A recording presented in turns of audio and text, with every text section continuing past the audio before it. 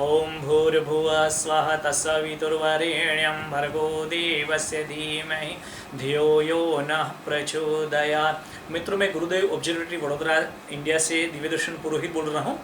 हम लोगों ने आज जो पसार हो रहे हैं, हम पूरा विश्व वो एक पैंडेमिक से गुजर रहा है और पैंडेमिक वायरस से क्रिएट हो रहा है और जिसका इम्यूनिटी पावर बहुत कम होता है उसके ऊपर ज़्यादा जल्दी असर होता है। वेद एक बहुत बड़ा विज्ञान है, साइंस है। वेद विज्ञान के अंदर पैंडेमिक से और कीटाणु से जूझने के लिए और प्राण शक्ति, आत्मशक्ति, इम्यूनिटी पावर को जागृत करने के लिए दो सशक्त माध्यम बताए गए हैं। पहला है यज्ञ और दूसरा है सूर्य का प्रकाश, सूर्य की धूप। हम आज के एपिसोड में यज्ञ के ऊपर थोड़ी चर्चा साइंटिफिक बेस उसका कुछ उसमें डिटेल्स में लेंगे। यज्ञ एक बहुत बड़ा माध्यम है ऊर्जा को कन्वर्ट करने का।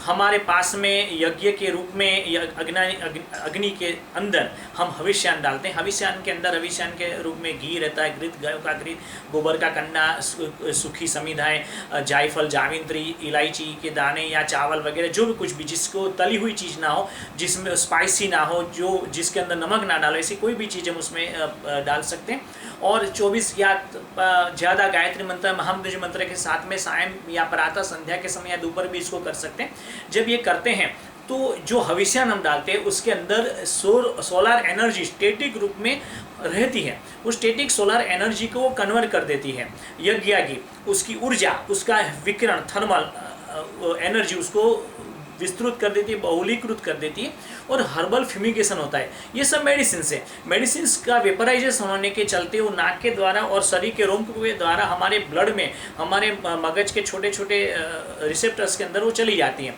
और पूरे ब्लड में घुल जाती है और इम्यूनिटी पावर धीरे धीरे बढ़ाने लगती है। मित्रों, ये हवन सामग्री जो इसको हम डालते हैं वो बहुलीकृत होने के बाद में उस स्टैटिक सोलर एनर्जी को यज्ञ की संवाहक यानी कि कैरियर बना के विश्वव्यापी बना देता है और वो एनर्जी को काइनेटिक रूप में परिवर्तित कर देता है, यानी गतिमान बना देता है, वापिस सोलर एनर्जी के रूप में परिवर्तित कर देता है। और वो एनर्जी के अंदर मेडिसिन डाली हुई थी तो बहुत सशक्त बन जाती है और वो ना केवल हमारे बॉडी के ऊपर, हमारे हार्मोन्स के ऊपर, हमारे मन, ब्रेन के ऊपर, हमारे न्यूरॉन्स के ऊपर प्रभाव डालती है, अपितु हमारे पूरे के पूरे वातावरण पर प्रभाव डालती है। और यज्ञ की इतना अग्नि ऊर्जा इतनी सशक्त होती है कि वो वातावरण से बाहर स्पेस तक, इंटरस्टेलर मीडियम तक भी चली जाती है और वहाँ भी सब कुछ ठीक कर देती है। इसलिए वेदों में देह शांति, अंतरिक्ष ब्रह्म शांति ही पृथ्वी शांति, औषध शांति कहा गया था, क्योंकि वहाँ पर वेद काल में प्रतिदिन 3 बार यज्ञ हुआ करते थे। सुबह में, संध्या उषा काल के दौरान, दोपहर में और सायं वापिस संध्या काल के दौरान में यज्ञ हुआ करते थे। उस टाइम में 33 करोड़ लोग थे और आज पूरे विश्व में 700 करोड़ लोग हैं, भारत में 130 करोड़ लोग हैं। हमें कम से कम प्रतिदिन एक बार तो छोटा सा यज्ञ करना ही चाहिए। नैनो यज्ञ भी कम से कम करना चाहिए। आपके घर में जो कुछ भी हो, गोबर का छोटा सा कंडा हो, ना हो तो जो वघार करने की जो झोंक डालने की जो होती है कटोरी, उसके अंदर भी आप कर सकते हैं। आपके पास में जो भी कुछ अवेलेबल है, घृत है, गाय का घृत होना चाहिए,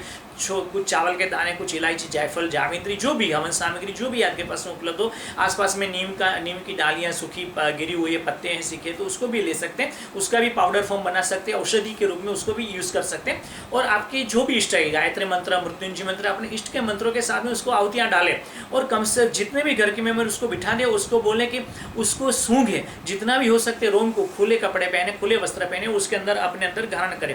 ये ना केवल आपका फायदा करेगा मगर अपितु आपके आसपास के नेबर्स जितने, क्योंकि धुआं रुकने वाला है नहीं आपके घर में, आपके आसपास के जितने भी नेबर हैं उसके वहां तक भी वो धुआं जाएगा और पूरे विश्व में व्यापी बन जाएगा। और एक घर, 2 घर नहीं, पूरे लाखों करोड़ों घर एक साथ में नित्य ऐसा हवन यज्ञ करते जाएंगे तो एक बहुत बड़ा सैनिटाइजेशन का एक कवर हो जाएगा पूरी इंडिया के ऊपर।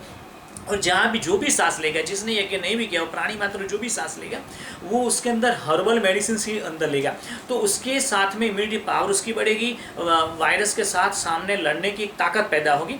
तो मित्रों, मैं गुरुदेव वेधशाला की ओर से आपको प्रार्थना करता हूँ कि आप जो बन सके उतना नित्य प्रतिदिन यज्ञ करें।